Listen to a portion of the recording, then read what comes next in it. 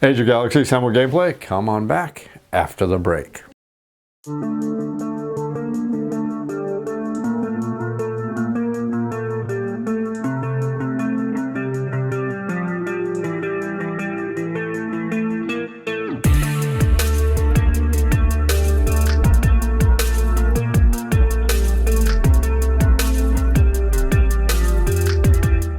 Hey everybody, welcome to the show, Board Game Reviews. This is a YouTube channel dedicated to the board game and hobby, and this is a video going to be dedicated to showing you some sample gameplay from Age of Galaxy.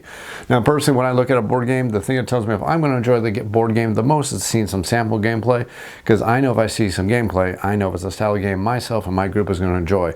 But if you're just looking for a tutorial video, a quick overview, or an actual full review of the game, check out the videos in the series, come on back, and we're going to enjoy some good gameplay and show you just how the game of Age of Galaxy works. A tableau building game of space empires and conquest for 1 to 4 players. I have Age of Galaxy set up for a 2-player quickie game here just to give you some good variety of how the gameplay actually works. This will be a game between the blue player and the yellow player. And I've already laid out the empires here. I've already picked our 3 trade cards going to be involved in this game. And finally, every one of our players has our 7 starting cards, and we've already gone through and done the draft. So I have a rough idea what both these hands look like because I did this for the full draft. Just to give you a good idea of a good mix of cards, and some pretty good cards that have some good strategies and some pretty good synergies that go along with them. Now the very first thing we need to do is we need to go ahead and pick our first starting alliance. Now again, this video is a gameplay video, so I'm not going to do a whole bunch of how to play, but I'm going to talk about a lot of the thought processes and a lot of the interaction, a lot of the decisions that are going in between all the decisions I'm making as I play the game. So there may be a lot of talking, but it's going to be the enjoyment of the game and not as much of how to play. Again, if you want to learn how to play, check out that video in the video series. So let's go ahead and start with the players right here. But the first thing we need to do is we need to figure out who's going to be the first player. Now the rules of the game say the person who owns the game gets to be the first player. That's going to be a challenge. And the tiebreaker for that is, actually I got it backwards. The rules state that the first player is going to be the person who won the last game. That was me. And the challenge here is because the tiebreaker is whoever owns the game. That's going to be me again. So since I can't really do this diplomatically, what we're going to do is we're going to drop 2 cubes. Whichever cube draws first is going to be player number 1. Second cube to drop is going to be player number 2. And let's just figure it out totally, completely, randomly, so I'm not cheating. Blue gets to be first and yellow gets to be second. So that means yellow is going to stack their cube first. Blue will stack the cube on top, and I will go blue player number 1. Yellow player number 2. Now this is the blue player board section. Yellow player section over here, and we're going to get all of our beginning resources. But again, the very first thing we need to do is we need to pick our first starting alliance. Now again, I'm going to talk about some of these decisions when I'm making for these alliances. So I'm going to lay these out here just so you can kind of see what our thought process is and what we are exactly going for and the things we're deciding to do when we pick our starting race. Now the first thing you want to do in this game is you want to have income. This is a game where income is very tight and is a very precious resource. Every single round in the game is going to play out over 5 turns, or 5 rounds, pardon me. The game's going to play out over 5 rounds, but one of the most precious resources in this game is income, because every single round you're going to lose income unless you're doing something to increase your income. And if you're doing something to increase your income, you're still going to lose income, because that's one of the strong challenges of the game. So one of the strong decisions you want to make on the very beginning of the game is picking a race that's going to give you a lot of income right in the very start.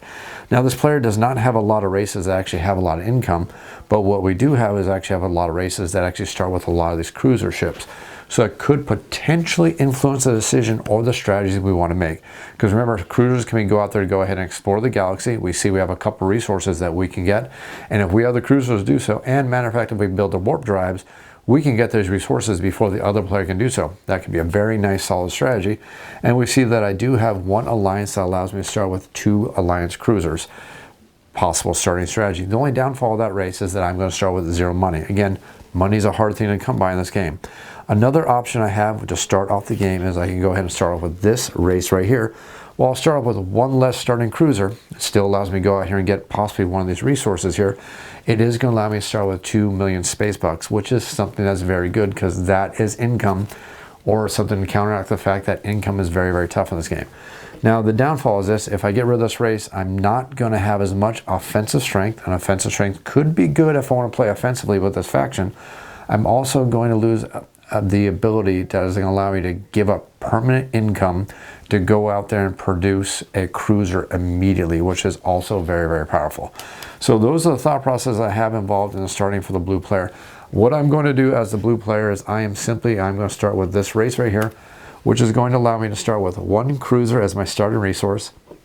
And the next thing we're going to do is we're going to gain 2 of our income right before we go to the first income phase. Now the nice additional benefit to this race right here is every time they explore, they're going to gain 1 single discovery, which can be really, really fantastic. So we can get an actually very early discovery engine going with this race right here. So I think this is actually a fantastic decision for the blue player. And this kind of gives the blue player a rough idea of the strategy we kind of want to start with at the beginning of the game. Of course, our strategies can evolve depending on what the yellow player does, but it gives us a nice baseline of where we want to start, what we can start working towards, and start a good resource and victory point starting engine. So over to the yellow player right now. Again, the yellow player has 7 cards that we started with the draft, and we have a good variety of cards right here. Remember, we always want to make sure that we get at least choose what our major ideology is going to be, because that's going to affect our bonus victory points into the game. But we don't need to concentrate on that too much right now, because the one thing we want to do is figure out what kind of starting resources we want to start with.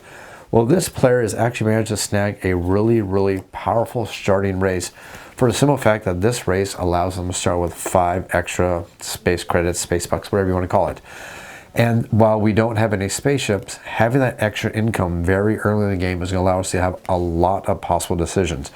We could actually decide that we want to go for a pure trade strategy.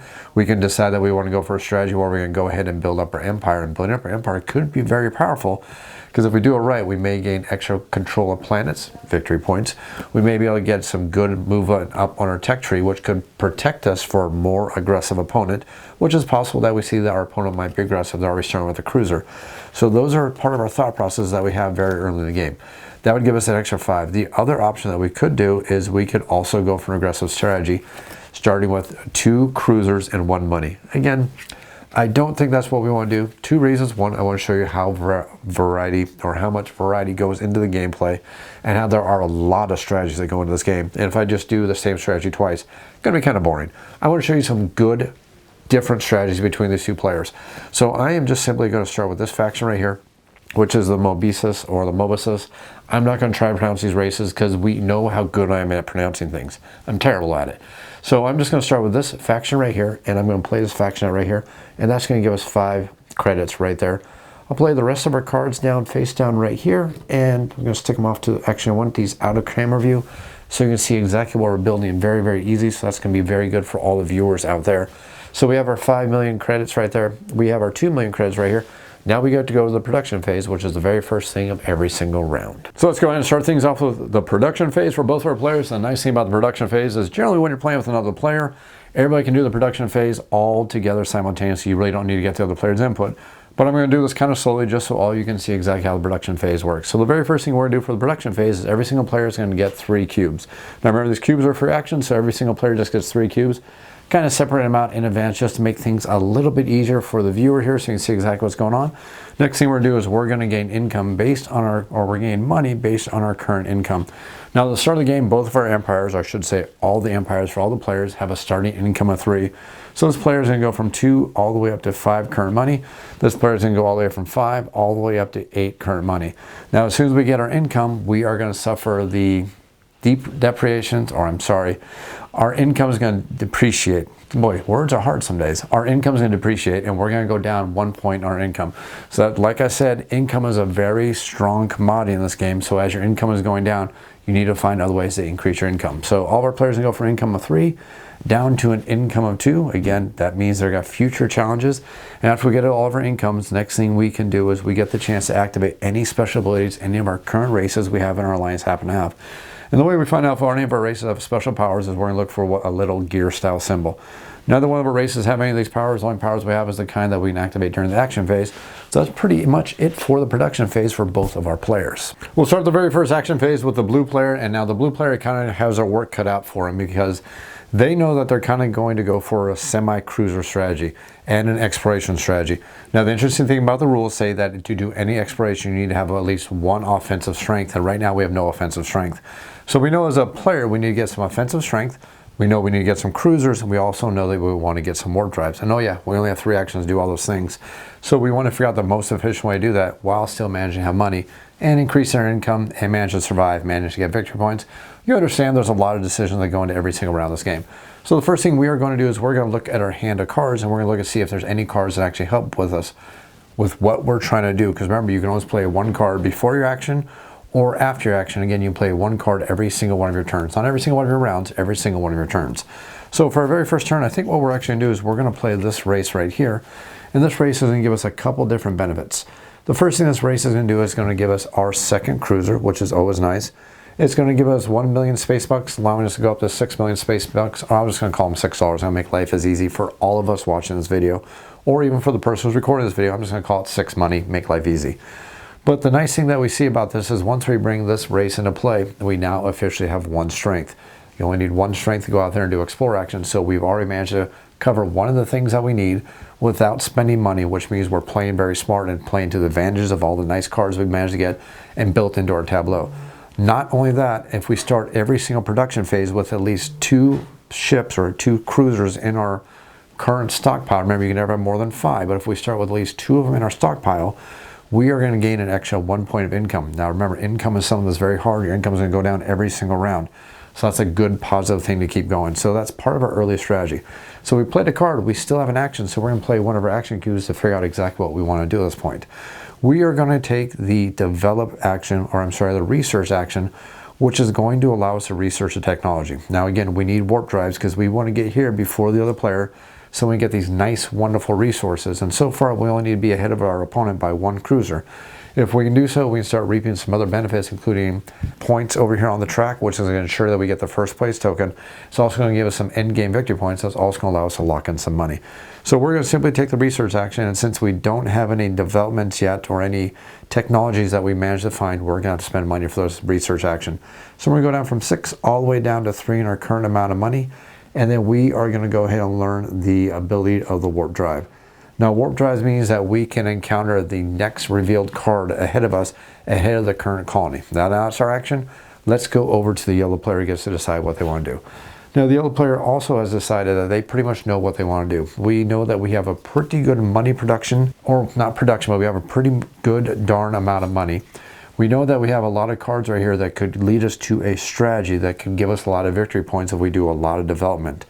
And we have the money to do developments, and plus we have some cards that feed off each other that go ahead and make development really, really good. Again, that's one of the things that's really awesome about this game when you play it. Play with the drafting method. That way you ensure that you have some cards that feed off each other really, really well and keep some, or create some really fantastic synergy. So the first thing we are going to do is we're going to play this race right here. And we're going to play it down right here. And the first thing this race is going to do is it's going to give us 2 cruisers. This gives us a double benefit. One, it puts the blue player kind of on edge right now because the blue player was thinking, hey, I got cruisers, my opponent doesn't. I'm probably going to be the overlord this turn. Well, now the blue player needs to worry about what they're going to do. Now for us, it may not be the best decision because if we don't have any strength, we can't keep these cruisers. But again, it's a pretty darn good early first round bluff. And don't forget, there's no war phase in the first round. So we don't have to worry about losing those cruisers just yet. So it's not really a negative. So we are planning and kind of keeping ourselves pretty darn safe right here at this point. Next thing we're doing is we're going to get $1 more. Well, that puts us all the way up to $9. And we are thinking that we are going to go for a very strong developed technology. And we think we're even going to take this ideology here because we do have cards that are going to allow us to back that up, which means we can get some extra victory points. And we already see that the develop action costs us less money. So we're pretty darn happy with that right now. So the first thing we're going to do is we're going to take the ability of terraforming, which means we are going to research terraforming. We currently have 9 money. Terraforming is going to cost us 3 because we have not managed to find any technologies, or I'm sorry, any discoveries. So we're simply going to spend 3, which is going to go down from 9 all the way down to 6. We're going to spend our 1 cube and we are going to learn terraforming. Now we can colonize any Terran planet, and we see that there's currently 2 Terran planets on the board.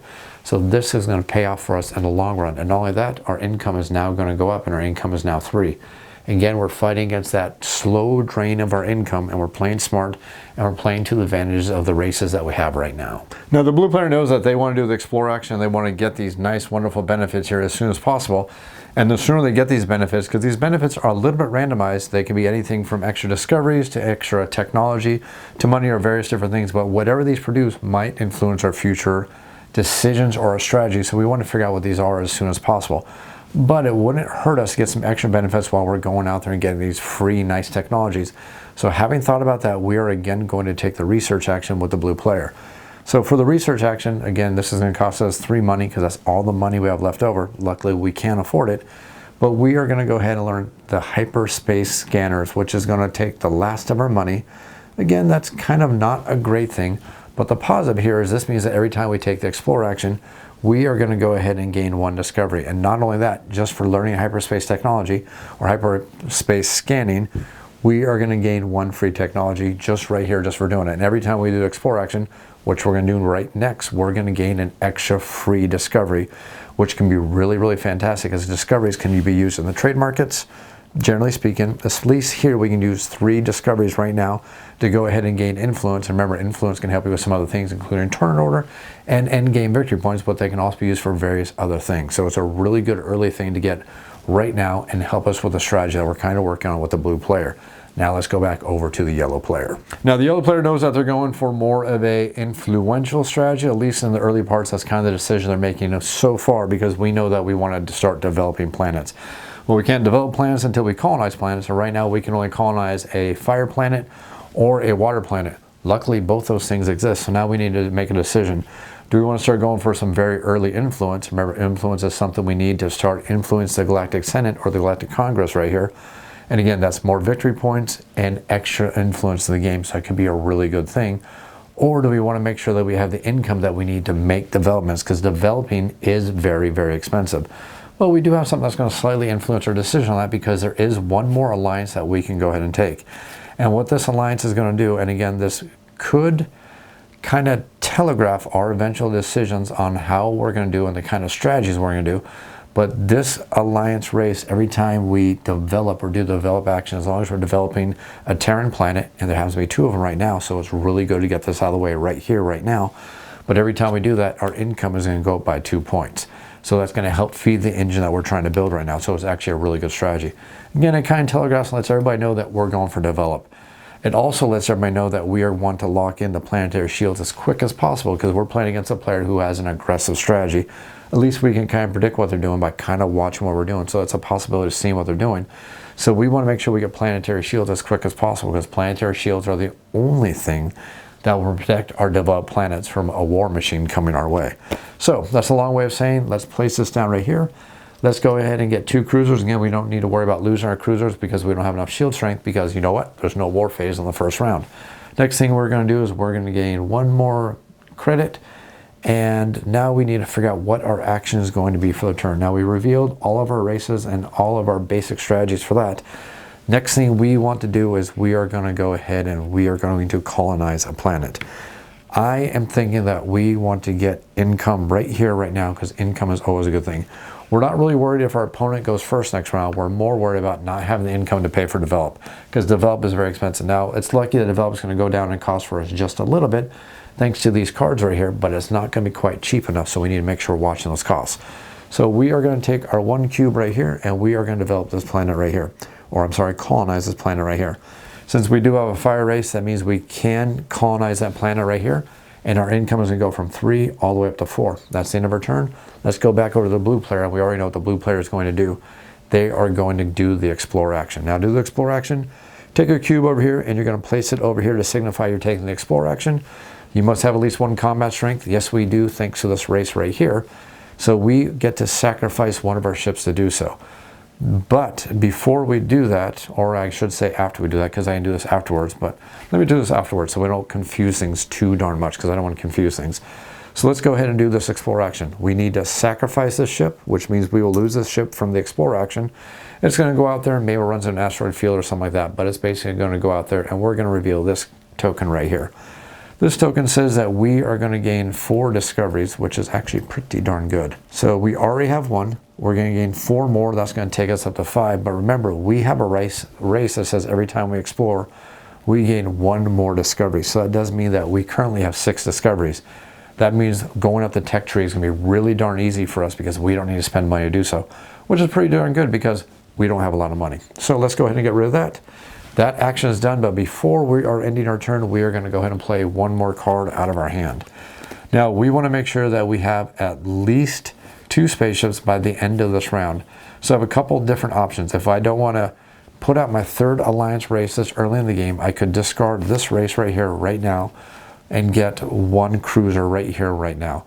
I think I don't want to do that, because we already know that we're going to go for more of an aggressive attack style strategy. At least that's what we were thinking before the yellow players started getting all these cruisers. So do we want to change our strategy right now? That's something we want to think about.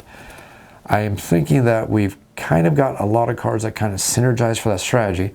So we're going to play a little game of chicken with the other player, and we're going to bring out our third alliance race right now. This is going to give us 2 more cruisers, which guarantees that we're going to get a little bit of income next round, because thanks to the power of this race right here. So we're not going to lose too much income, so we don't have to worry about that too much. That's going to end the blue player's turn. Let's place our cards down right there. And now let's go ahead and move back over to the yellow player. Now the yellow player, for their turn, they have a couple of decisions on what they want to do. I think what we are going to do is we are going to learn advanced engineering. The reason why I want to do this before we learn to develop is the simple fact that if we learn this before we do the develop action, it's going to make sure the cost to go down for developing is going to go down for us. So what we're simply going to do is we're going to take our cube, we're going to spend 3, which is going to bring us down to 4, and then we're simply going to gain the technology of advanced engineering. Now advanced engineering means that our income is going to go up 1 to 5, and also means that all of our developments are going to cost 2 less. Plus we have this nice race right here, which means all development is going to cost 3 less. That means every planet we develop is only going to cost us 4 credits. That's it for all of our players. That's it for our action phase. Normally we go for the war phase, but since there's no war phase in the very first round, we're going to skip that and go all the way to the galactic phase. So the first thing we're going to do for the galactic phase is we're going to advance the galactic fleet marker, which means both of our players now have access to both these parts of the galaxy. But the blue player is going to gain access to the next section of the galaxy, because again, they do have the warp drives, which means they can access these 2 sections. Now, if we were playing a 3 or 4 player game, we'd make sure we fill in this spot with an available exploration, and this one would be filled up with an available planet. But since we're playing a 2 player game, we're going to ignore those 2 sections of the board. Next thing we would do is if we had any cubes in the top sections of manufacturer, retrieve, or scavenge, they would move up here to the trade section. Since we don't have that problem, we don't need to worry about that.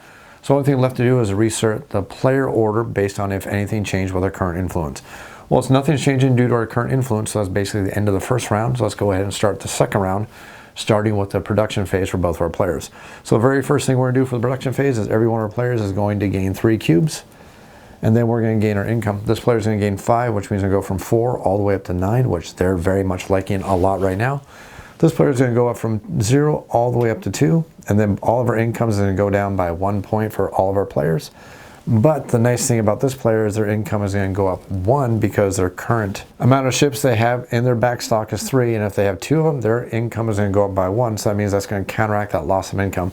So we want to make sure as a blue player we want to keep at least 2 ships in a reserve every single round. As long as we do that, we can ignore the ravages of time and make sure our income is not dropping every single round. So that's going to be really good for the blue player right here. Now the yellow player also has a power, which means that for every developed planet they have, they can gain 1 spaceship. Now since we do not have any developed planets, we do not need to worry about that for the yellow player, so they basically can't use that power. So the only person that gets to activate their power is going to be the blue player. That's it for production phase. Let's go ahead and go to the action phase, starting with the blue player.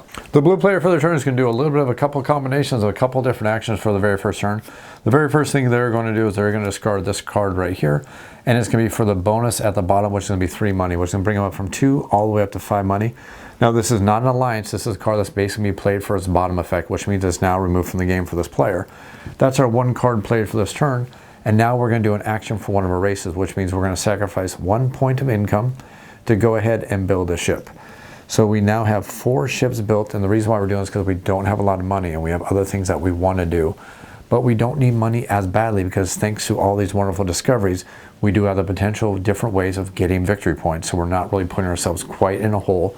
We're playing a little aggressive, but we are definitely not putting ourselves in a hole yet. Next thing we are going to do is now we need to actually take an action. Now the reason why we need to take an action here, and the reason why we're going to take this action, is because we are hoping that we are going to win the war phase. That's what we want to do right now, is win the war phase. So the action we're going to do is we're going to do a research action. Now remember, the way the tech trees work is I can actually gain this tech right here, plasma weapons. And what this is going to do is it's going to give us a total strength that is actually pretty high on our war front. We now have 4 ships, and if that means that there's a tie, that's going to come down to our strength. Our current strength now happens to be 2, 3, plus we're going to gain 1 more point of strength for every 2 ships we have. We currently have 4 ships. That means our total strength right now happens to be 5. So not only can we keep 5 ships at the end of the war phase, that means right now, if it comes down to a tie, we're definitely going to obliterate the yellow player. That means we have a good chance of winning the war phase as the overlord. Remember, that's going to be notoriety, and that's going to be money. That's going to cover a deficiency. So we're not putting ourselves in a hole. We're future planning, and we're playing kind of smart right here, right now. So that's going to be our action. We could have did our exploration action, which may have influenced our decisions. We're not really worried about it because we know the yellow player cannot do an explore action because they have no offensive strength yet. So now that we know that's the case, let's go ahead and go over to the yellow player. Now the yellow player is kind of seeing the writing on the wall, especially what's going on, and they know that if they don't get defensive very, very quickly, they can't win the war at this point because they don't really have the cards set up to win a war. So they need to play a little bit defensively, make sure they're not going to lose any of their hard-fought victory points.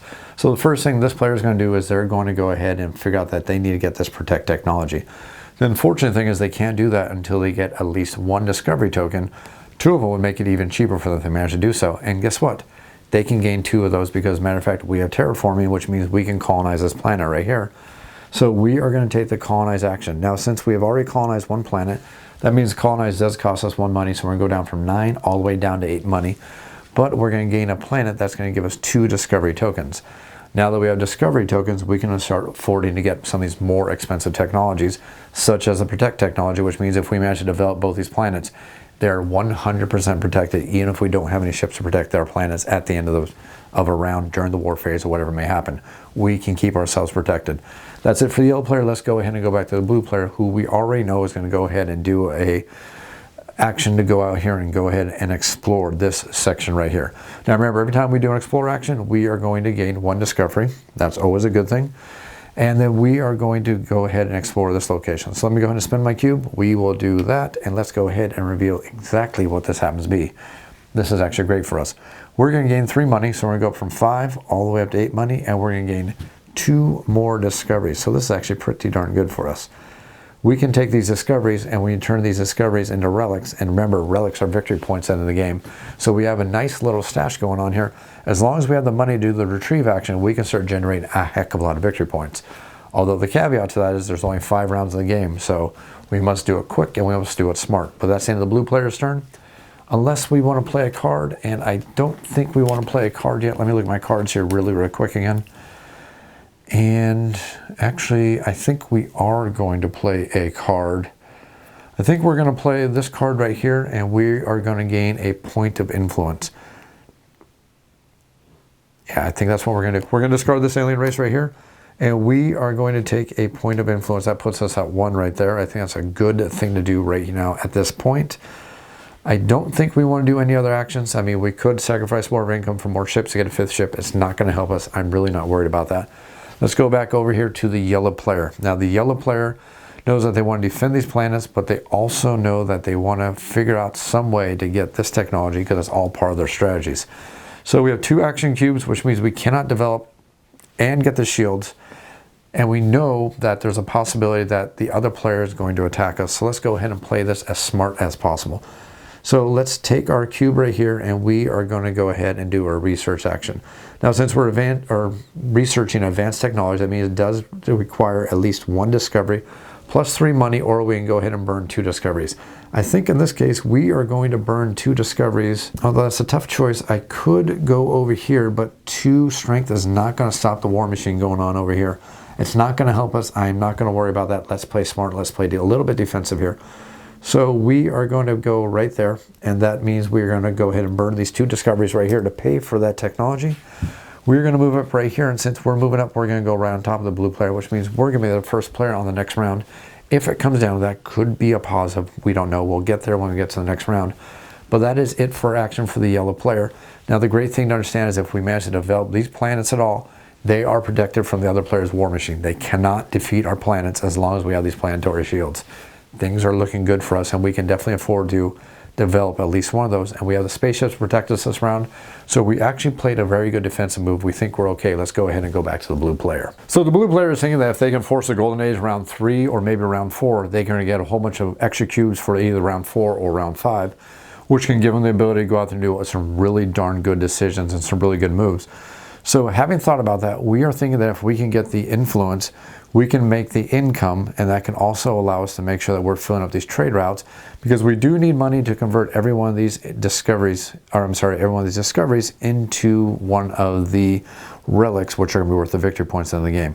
So knowing that's what we probably want to do in the long run, I think we're going to go ahead and colonize this planet right here. So our last action is going to be to colonize this planet. Now, since we have not colonized any planets as the blue player, that's not going to cost us any victory or any money at all. As a matter of fact, it's going to go ahead and give us 2 influence. Influence is going to help us up here with Industrial Union, so I think that's going to be a good thing for us right here, right now. Unfortunately, we didn't get back first place, but we're not going to worry about that too much. Let's go ahead and go back to the yellow player. Unless there's a card I want to play. And the answer to that is no. Do not want to play one of those cards yet. Let's go ahead and go back to the yellow player who needs to figure out exactly what they want to do. And we already know what we're going to do as the yellow player. We are going to develop one of these planets. So we're going to go ahead and decide that we want to develop a planet. Although we currently have the spaceships. We currently have the ability to terraform. We could get the income, and the income could allow us to start making some other decisions.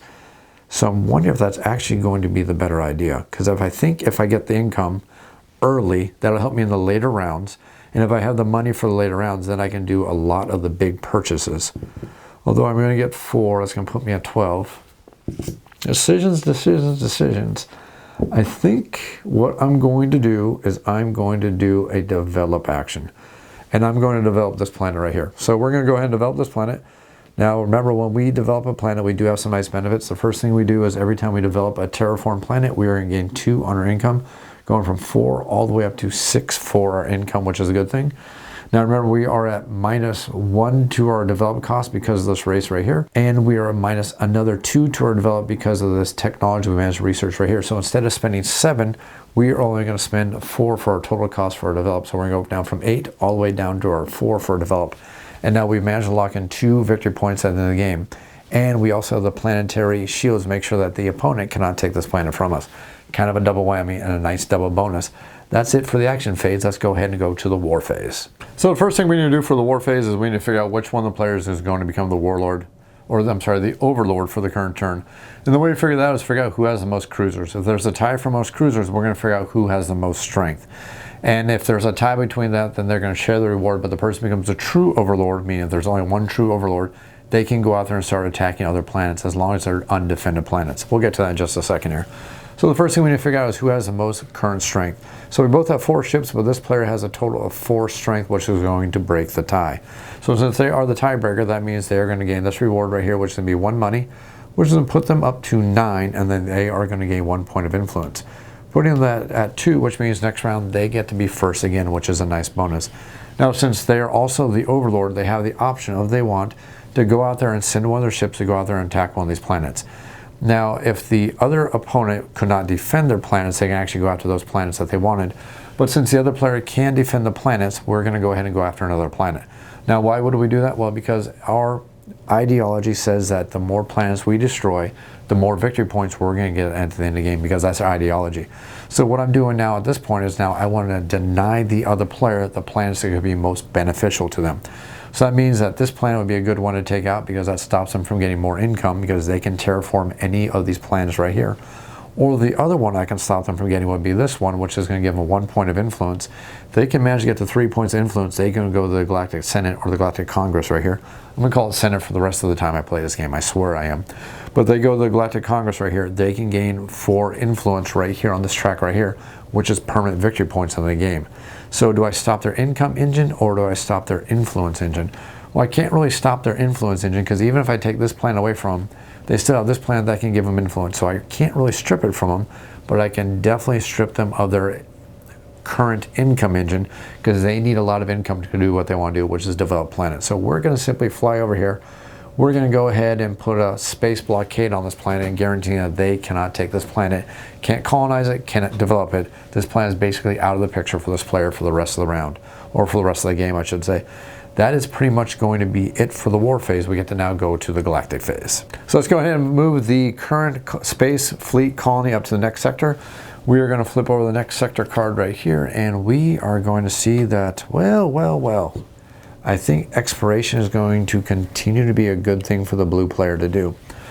Although we're seeing that the yellow player is going to be loving their terraforming power. Maybe we should learn to terraform ourselves. That may be a decision we want to do. So if we had any technologies right here, they could advance up for a golden age. We don't need to worry about that. So the only thing we need to do is figure out what the new player order is. Well, blue is going to remain the first player. That's it for round 2. Let's go on to round number 3. And actually, before we go to round number 3, I forgot during the war phase, the yellow player would have lost all of their ships because they do not have any strength to keep their ships. So for round number 3, first thing we are going to do is every single one of our players is going to gain their current cubes for the next round. And then we are going to gain our income. So we're going to go from 4 all the way up to 10 over here. We're going to go from 9 all the way up to 10 over here. Then our income is going to go down by 1 for both of our players, and then they get to activate their player races. We see that we have only 3 ships. Darn, if only we had a 4th ship, we'd be okay. So since we have at least 2 ships, we're going to go up 1 on the income there. So that's not too terrible. Not exactly what we want, but hey, it's not too terrible. Then over here, we are going to see for every single colonized planet, we are going to gain a cruiser. We currently have 1 colonized planet. Let's go ahead and take that cruiser. We may need it at a future date. That may be a good thing for us to have. So player order is going to stay the same. We have taken care of the production phase. Let's go ahead and go to the action phase. First thing we're going to do for the action phase for the blue players, I think we are going to we actually have a lot of decisions right now, and there are actually a lot of good decisions. We want to figure out exactly what we want to do. What I'm really thinking with the blue players, if we can get a golden age in the 4th round, we could have a 4th round where we potentially have up to 6 possible actions if we play our cards right and we do this very smart. I think that's actually going to be our best decision, because if we get a round where we take 6 actions and our opponent only gets 3 actions, we can do some amazing strategic things to get some mass amounts of victory points and do some really cool things. So I think that's what we're going to do. I mean, we're losing this nice juicy target over here, but we know the other player can't do it unless they get warp drives. So if they buy warp drives, it may change our strategy for the round, but since they don't have it yet, let's go ahead and do the strategy that we think is going to be the best thing for us. So we are going to take one of our cubes right here, and we are going to do the retrieve action. Now the retrieve action says for every 3 credits, $3, whatever you want to say, and for every 1 of these discoveries we trade in, we can turn 1 of those discoveries into a relic. Every relic is going to be worth a victory point at the end of the game. So I'm thinking that is exactly what we want to do. So since we currently have 10 money, and I don't need a lot of money for what I want to do this round, I know exactly what I'm doing this round, we are going to burn all but 1 of that money, and we're going to burn it all the way down just like that. So that is going to be 9 money spent. So that means we're going to turn 3 of these discoveries right here, and we're going to turn all 3 of these into relics. Now remember, that is 3 victory points at the end of the game. That's pretty darn good, especially in a game like this. That's it for our action. Now let's go ahead and go over to the yellow player. Now the yellow player, we know their strategy right now that they want to do is they want to develop planets, because they can protect developed planets. So we are simply going to develop a planet. Let's go and develop this planet right here. Now don't forget, when we develop a planet, since we have this advanced technology and since we have this race right here, it's only going to cost us 4. So we go down from 10 all the way down to 6. Meaning basically for $4, we managed to gain 2 victory points. Those 2 victory points are protected and locked in. That is a very good thing. That's basically it for a round. But we do have the benefit of this right here, but that was not a terraform planet, so I'm not going to get that benefit. Just double checking my work, making sure I'm not cheating here, because I never want to cheat in one of these videos. I think I've covered everything. I think I had a card I wanted to play, though. I did have a card I want to play. I think what we are going to do is we are going to burn this card right here to gain 1 point of influence right here, because we want to go first next round, because we don't have warp drives, so we want to get that technology before the blue player does. At least that's what we're thinking about right now. So let's go ahead and go back to the blue player. Now the blue player is simply going to burn 1 influence right now, get rid of that 1 influence, and then they're going to gain 2 to their income. So that's going to go from 1 all the way up to 3. And we will put our cube right there. Now before our turn ends, we are going to do this action right here, is to burn 1 income to go ahead and create a spaceship. So that puts us at 4 spaceships. We're probably going to do that one more time, but go ahead and sit tight and let's see what happens next. Let's go back over to the yellow player. And I just realized the whole reason why I was doing the develop actions is because I want to use the Galactic Congress, and I forgot to take my influence tokens earlier when I did the develop action. Because that's what happens when I'm doing too much of the talking at the camera and not paying attention to the game. So that's my fault, so let me go on and fix that really quick. So the yellow player should actually have 2 influence cubes or influence tokens from the develop action. Yeah, I could have took the income and I could have took the money, but I didn't want that. I want these influence tokens because I want to influence the Galactic Congress, because the first time I do that's going to be 4 victory points in the game. So definitely something I would have done. I apologize. That was my mistake for not paying close enough attention. But anyways, for the yellow player, let's go ahead and figure out what the yellow player wants to do for their actual action for the turn. So the yellow player, we know that we want to develop more planets. We can protect 1 planet right now, but if we develop a planet, that's victory points. Once we get a 3rd develop action, that's going to be our 3rd influence cube, and then we burn the influence for nominate to go and use the Galactic Congress. And again, that's a good amount of victory points in the game. That can actually push us quite ahead of the blue player, who we see is playing a little bit aggressive, and maybe a good way for us to play right now. So the next thing we need to figure out is we want to figure out exactly which one of these planets we want to colonize. Well, I'm thinking we want to colonize this planet right here because that is going to give us our third influence token that we need to use the Galactic Congress this very round. So since we can do that, since we do have an alliance faction that can actually colonize that planet, we will colonize that planet, and we're going to gain an income of 1 influence, and we're also going to gain an income of 1 discovery. So that is going to be it for the yellow player's turn. Now let me double check my work, make sure I didn't make another mistake because I got a little bit distracted and I do apologize. But I think that is actually the only thing I missed. If not, leave comments in the comments down below. I'll make sure to leave little notes wherever I can. So let's go ahead and go back to the blue player and figure out exactly what they want to do for their turn. And we know for the blue player, that's actually a pretty darn easy decision. The first thing we're going to do is we're going to use this alliance's power. We're going to burn 1 income to go ahead and produce 1 more cruiser. And then we are going to spend our action cube right here, and we're going to spend it at the industrial unit, which means we're going to take 1 influence. We'll burn that 1 influence. That's going to give us 2 more income, meaning we're going to go from 1 to 3 on the income track. So that is actually what we're going to do. That is the last action for the blue player. Let's go ahead and go back to the yellow player. And their action they're going to do is they're going to take the nominate action, which is what we've been planning for, what we've been working so hard for, except I forgot to do the little influence thing, and again, I do apologize. So let's go ahead and spend 3 of our influence on nominate action right there. That uses up all of our influence, but that is going to allow us to put this cube right here, which is going to put us 4 points higher on this track, putting us all the way at 8. From 4 to 8, again, that is 8 victory points at the end of the game. Plus, we also guarantee that we're going to go first next round, which means we can probably get this discovery token before the blue player does. That's a good benefit for us. That's the end of the action phase for both of our players. Now let's go to the war phase, which is pretty much a foregone conclusion. It should be a really easy conclusion without doing a heck of a lot of math. So the first thing we're going to do as the blue player is we're going to gain 1 money. We are going to gain 1 more point on the influence track right here. And then we get to go out there and attack a planet. Now, unfortunately, we cannot attack this planet right here because this 1 single cruiser protects it. And these 2 planets that have been developed are also protected by the planetary shields. So again, what we are going to do is we're going to play a little game of denial and also get us some victory points, because that is how we're gaining victory points due to our ideology. So what planets can we take over that's going to strip our opponent of the most resources? Well, in my mind, that's a pretty darn easy one, because we don't want them getting any more terraform planets. Because terraform planets, we see, are really, really good for their income engine. So let's just go ahead and knock out this planet right here, right now. Now, the reason why we're going to do so is because we have warp drives, which means we can move ahead of the colony by 1 space.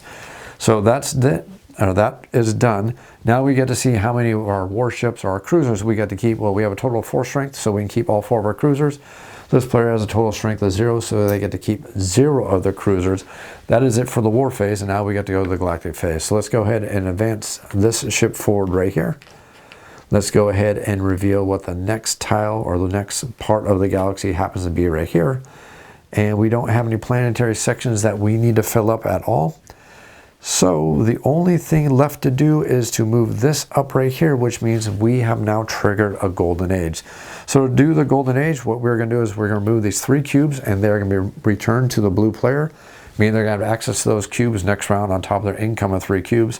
This is going to flip over, signifying that we will never produce a golden age with that tile ever again. This trade card. This game, it's now been used. Each card can only produce 1 golden age every single game. The only thing left to do is to figure out what the new player order is, and this time the player order is actually going to change. Now the yellow player is going to be the new first player, and the blue player is going to be the new player 2, because they are now further back on the influence track. So that is it for the 3rd round. We would now normally move on to the 4th round, but I think you've seen more than enough gameplay to get an idea of the game of Age of Galaxy is going to be a game for you and your friends at the gaming table.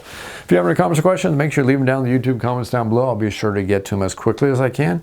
You can also feel free to email me at off-the-shelf-board-game-reviews. That's otsbgr@gmail.com.